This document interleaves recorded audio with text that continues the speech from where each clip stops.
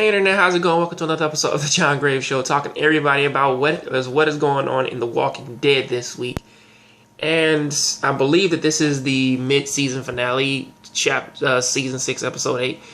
So, pretty much let's discuss what happened when the walls fell. Apparently, after the wall fell and Rick ran over to it, apparently Rick fell on his ass, and then the other dude who was also working on the wall, he hurt himself somehow. And then everybody pretty much sort of collected themselves up, got up, and ran off. You know, and Rick was doing his thing until Deanna came up trying to do something, and she got herself hurt and bit.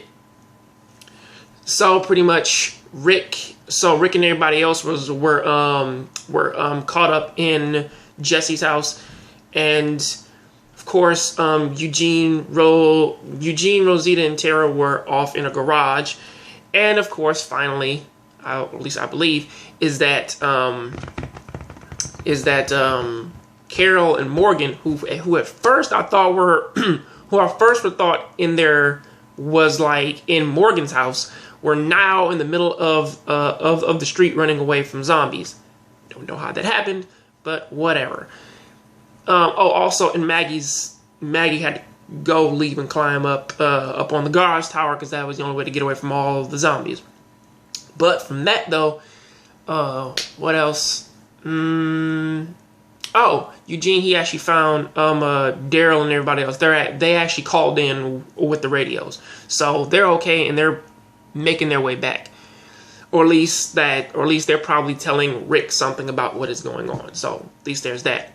But this adventure is pretty much spread out mostly between two houses. But if you look at it, the third supposed house is only for a little bit, and that's only for a pep talk between Tara, Rosita, and Eugene to try and find a way out of their situation. But the meat of this episode sort of goes into what happened at Jesse's house, but I think for right now I can talk about the whole Morgan thing because I really want to get that out of the way first. Because honestly, I don't really know what Morgan... Honestly, I don't get what Morgan's plan was. I really don't. But Morgan to me is somebody out there who practices it, but they don't fully understand like what they're practicing, and they can't necessarily see the problem with that. There's a problematic like exception with that. So apparently Wolfman, of course, you know, the dude with the long hair and the goatee and the W on his forehead, the one who says that everybody's dead and that he should live because of the things in which that he has done, when realistically it's like, dude, like it's not that you kill people, it's not that you attack people. It's nothing that you do with people. It is your mindset. Your mindset is what is actually the reason why he should actually die, because he doesn't have a safe mindset. His mindset is worse than the fucking... I mean, like, honestly, he is a talking zombie. That is pretty much what Wolfman is. And pretty much with the whole Carol and Morgan thing, the whole like conversation between these two is, or at least Morgan's thing is, that all life is precious. We should protect it, and we should never kill anybody. And that even if they came here and they tried to rape and kill and pillage and like destroy our lives and throw us in cages and murder us, then we still have no right to kill them, even if it is to defend ourselves. The only thing that we can do is knock them out and put them in a cell and feed them. Now, honestly, I can sort of understand why he would think that because of what happened with Eastman and everything. But the thing about that was that Eastman's thing was that this man came in and hurt all of my friends and family. And the guy tried to kill me, so I let him starve to death. Whereas Morgan, on the other hand, is like, this person, he can change and he can stop killing. But that's the thing. He doesn't want to stop killing, Morgan. He doesn't. Wolfman really doesn't give a shit. But since that this is how But honestly, seeing as how that most of this shit is going on, apparently Carol wants to kill him. Morgan doesn't want to let her kill him because of the simple fact of all life is precious. But in the process of that, with him knocking out Carol, or at least like with Morgan knocking out Carol, Wolfman knocked him out and then took the niece as a hostage. Of course, I still ask the question of why didn't they just shoot his ass in the fucking forehead and kill him? But apparently he did get the guns of a fucking Rosita Terra, and of course forced Eugene to drop his machete, and he left. That's pretty much how this one ends, or at least that's what's going on over there. And that is that is a major problem of this series, or at least of the plot point anyway.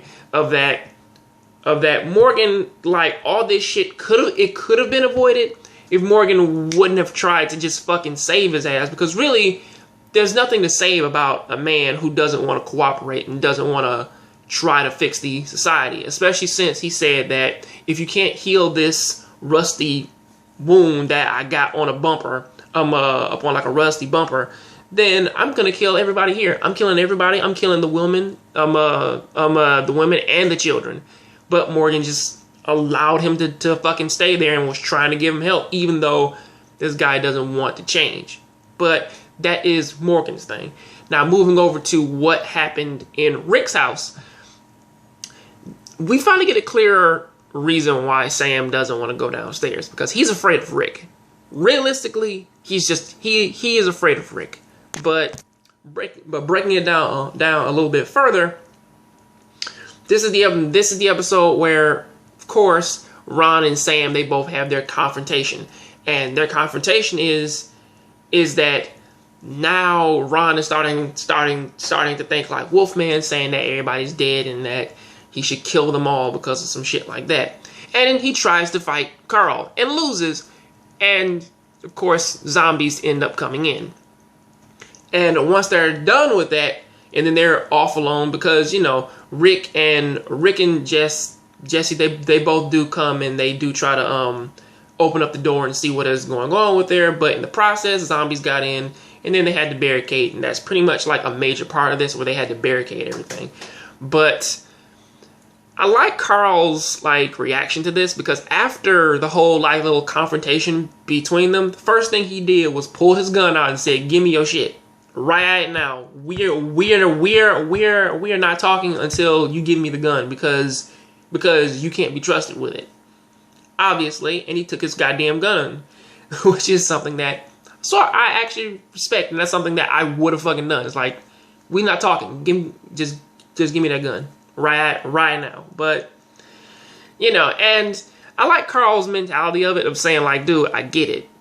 Your dad, my dad, he killed yours, but you gotta realize, or at least they only stop at asshole, but for me personally, it's like his dad was an asshole. He was jealous, he beat everybody in the house, and everybody made fucking excuses for it. Really, it's like, looking at that from like a very like real place, he's a fucked up individual, and really in this day and age, that shit not gonna fly.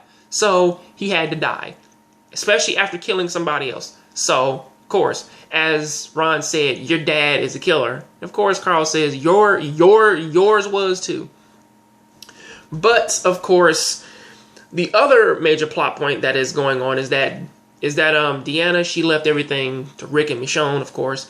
And of course, he tells her and of course she tells Michonne, listen, find something that find the thing that makes you happy and make it happen, or at least find the thing which, you know, is for you, or at least do the things you want.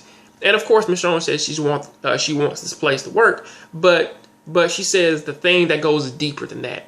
And of course, she does have a final talk with Rick, of saying like, all these people here, they are your people. They look out for you and they listen to you, no matter what. So you have to protect them all, even her stupid ass son Spencer, of course. So, you know, that is sort of where that leaves off there.